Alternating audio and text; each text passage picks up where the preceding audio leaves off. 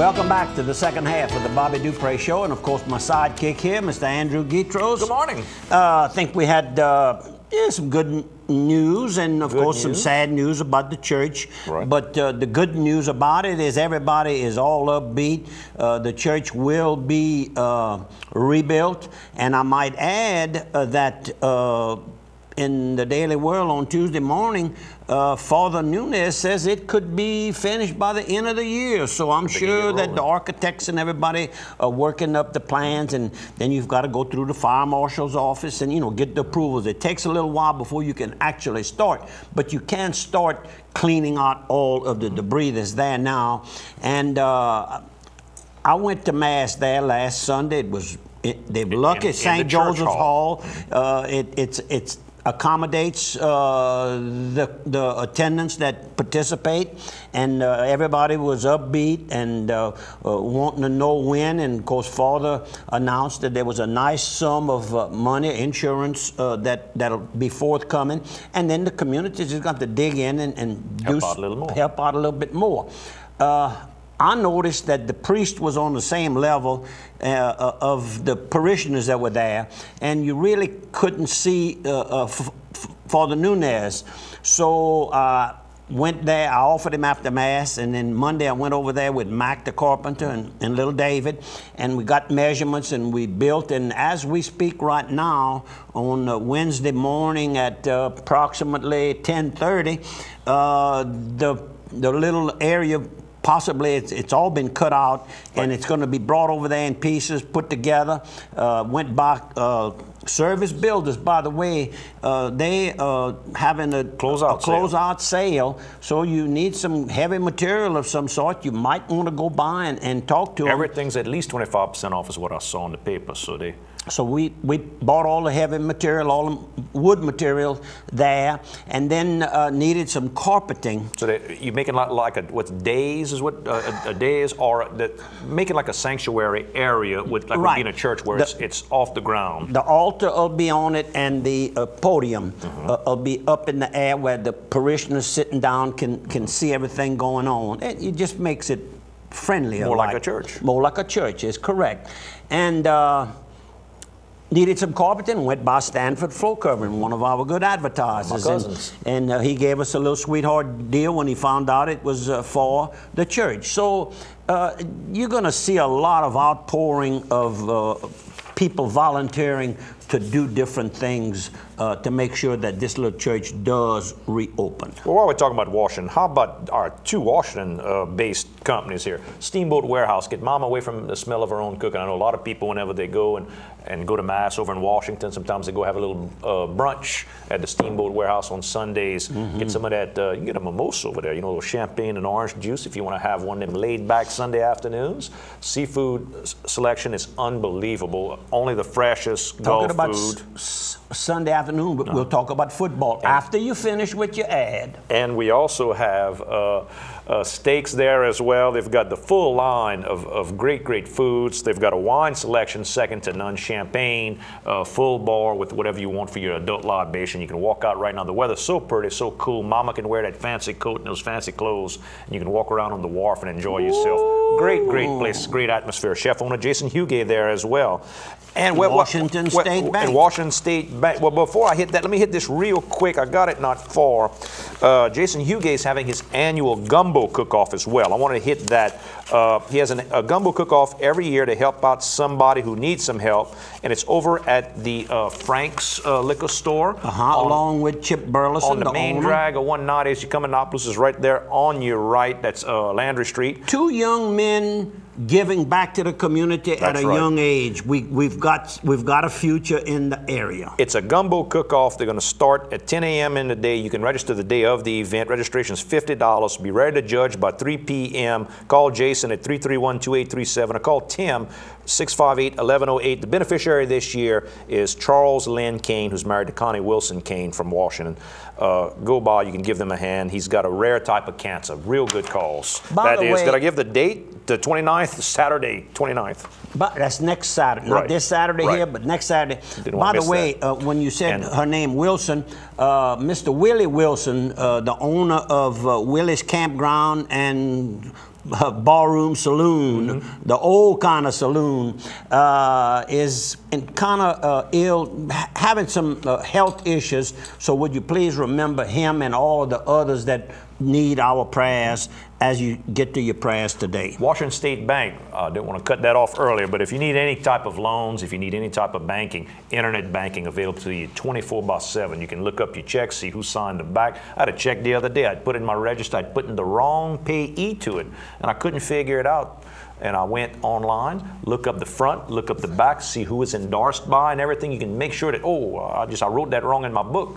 Get all that. You don't have to go call the bank. You can do that at 11 o'clock at night from your house. Really? Nice and easy on your computer. Yeah. So go by Washington State Bank. They got locations throughout St. Landry Parish. You're going to work at night for me too? People. Well, I don't know if I'll work it. You just got to do that. You know, I'm trying to get you to do that.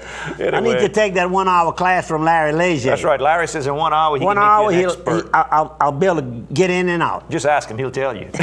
Washington State Bank, all your banking needs. And how about one more? Wait a while. Talking about that, we're going to probably have to make a loan to complete the building of the new church in Washington. Correct. And I bet you Miss Sue Brignac and the board of directors will be happy to make that loan. And if you want to donate to help, they've already set up an account at Washington State Bank that if you want to give a donation to help, call your local Washington State Bank location, tell them you want to make your donation, they'll give you the account number to mark, you send your donation that goes to help build the thing. Nikki Dejean told me that at our little supper. Let's hit the supper just real fast. Our retreat is coming up, our annual retreat. We go to the Silent Retreat over in Grand Coteau. It starts on a Thursday night, ends at noontime on the following Sunday. Over in Grand Coteau, Our Lady of the Oaks Retreat House. Great atmosphere, great time. If you're interested in attending, you can call me at 337-351. First weekend of March every year. 0732. I think that's the 3rd through the 6th. Call me. I can get you deposit and get you in. Real great thing. We had a great supper at your house Monday night. We had 30 some odd people from all over show up that are going to attend. I want to thank everybody. It was a great time. Keith Norman and Charles Loyan, who helped us do all the stuff. Father Potak came to do the blessing. Just a great thing. And of course, Jimmy Dozat came for a little while. He had to go to another group supper that night as well. He's big organizational meeting in New Iberia. So hello to all of you, because they have 3 groups of retreatants in New Iberia. We have 2 here in Opelousas. And Jim Lopez, who's the captain of the other group who came by too. Thank you, Jim. And Jimmy Dozat is now our director, full-time director, the person in charge of the whole operation over there is Jimmy Dozat, and he is doing a wonderful job. Piggly Wiggly, groceries. If you're looking for groceries, they've got natural split fryer breasts, 99 cents a pound. They've got whole boneless ribeye, $4.99 a pound, sliced for free for you. Go by your local Piggly Wiggly from Opelousas at 2 locations, Church Point, Rain, Scott, Cecilia, and St. Martinville. The pig knows best. And this sale's running from today all the way through next Tuesday. So go by and load up. That's my birthday. Y'all can go buy your a little ribeye. lunch. Yeah, nice little thing to hook you up with. Hook me up with. Go see Joey or Kevin, and I bet you what, they'll take care of it. I'll go right there in Church Point, and they'll take care of you there. That's right. Miss Sabrina Salling called me, who works over at the power company over here in town, and she told me that she's involved in the art banners that they're doing. Now, you know, they did the fiddles where they painted all those fiddles around the courthouse square. They're doing something with banners called Wild About Downtown. It's going to be during the music festival they're going to have that weekend all around the downtown area. Call Sabrina, 501-9124. The festival's way off in April, but they're trying to get all the artists involved now. So call her at 501-9124 to get information so you can get your banner in. On the death side, I've got several notices. I'd like to take a few minutes. Can I have a few minutes you right got now? It. It's all yours. Good. We won't be going into the break right away. Right. One that died recently was Beverly Abdallah Johnson, age 83. And there's a little history with Miss Abdallah, because her mother, Mary Tujak, was one of the orphan train riders. And she was very interested and active for many years in the movement, and of course finalization, where we have the museum here in Louisiana. It's housed right here in Opelousas, and of course she left behind a daughter, Holly,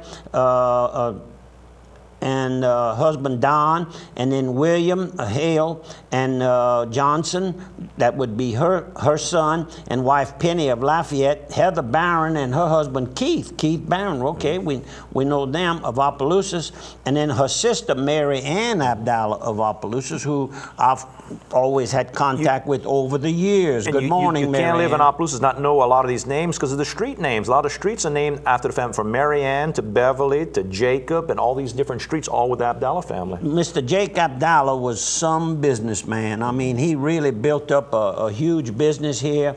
He sold the late Howard Zarang and I probably 20+ lots, and he would sell them to us on credit. In other words, we'd build a house, and when we'd sell the house, then we'd pay for the lot. We had agreed upon what the price was. Nothing in writing, all handshake, and of course his wife was always sitting there by him, listening to the conversations. And then of course, as I said, she was raised by the Tujac family here in Opelousas, and her husband they lost one of their sons. There was also another son that was her brother, John Jacob Abdallah. So anyhow, to the Abdallah family, Johnson family, my deepest sympathies. Over in Eunice, they recently lost Dr. Claude Oob, who was a noted educator, including Eunice High, USL, UL, and LSUE. And the St. Leonard Parish School Board, he lectured for me as a kid for social studies fairs and science fairs. And wrote some books and all, so I know the community lost a good leader there. And also Miss Hazel Curville Ballara. And she was, 89 years old. Now that's a lady there that raised a family of kids that were, all of them are well known in the area, and I'm going to name the sons, the 4 sons, Jimmy, Vincent, Tommy, and Dean. And then the 5 daughters, Vanita, Rebecca, Stella. Stella worked for our company for years, and Donna, and then Lisa. Is another. She was the youngest one, I guess, and her husband is Troy. And her brothers were Ferdy Curville, who I knew, and his wife Lucy, and just a tremendously well-known family. And that lady is, there's no purgatory. She's going straight to heaven after raising that clan. And the kids that went to that house, everybody hung out with the Ballara boys and girls. Them boys are fun to play with. That's correct. They can all like us. And then a young person who lost his life unexpectedly, and I'm speaking of Dirk Lalonde, age 33. I knew Dirk quite well because I'm very close to his father, Malcolm Lalonde, and he leaves behind a wife, Robin Dufresne Lalonde, and 4 sons, Tristan, who I knew well, Brennan, Lincoln John, and Jordan Lalonde, and 1 daughter, Caitlin Lalonde. And of course, he also had 2 brothers, Cheyenne and Robert Grant, and then Skylar Cridair is a sister. So quite an accomplished welder, not just a real finished type welder, but he was also a good fabricator and loved life. And the minister from one of the, I don't know if they have 1 Baptist church or 2 Baptist church in Krotz Springs, but that's the church that he and Robin had joined about 8 or 10 years ago. I remember when that took place. And he got up there and said some real interesting, funny little stories about Dirk. And one thing that Dirk did, he lived the life that he wanted to live, and he tried to share with others, and he would always invite them to go fishing with him, camping with him. They went camping one time. They had to bring their own tents, and he slept in the back of a vehicle, and he had installed, it was a Suburban, and he had installed an air conditioner in it. The preacher liked it so much that he went a few days later and donated, gave it to the preacher. No cost or nothing. What a nice deal. Not a man that had money, but he had a big heart. I would